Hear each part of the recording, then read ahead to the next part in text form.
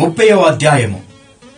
నేను నీకు వినిపించిన ఈ సంగతులన్నీయు అనగా దీవెనయు శాపమును నీ మీదికి వచ్చిన తరువాత నీ దేవుడైన యెహోవా నిన్ను వెళ్లగొట్టించిన సమస్త జనముల మధ్యను వాటిని జ్ఞాపకం చేసుకుని నీ దేవుడైన యెహోవా వైపు తిరిగి నేడు నేను నీకు ఆజ్ఞాపించు సమస్తమును బట్టి నీ పూర్ణ హృదయముతోను నీ పూర్ణాత్మతోను ఆయన మాట నీవును నీ సంతతి వారును విని ఎడల నీ దేవుడైన యెహోవా చెరలోని మిమ్మును తిరిగి రప్పించును.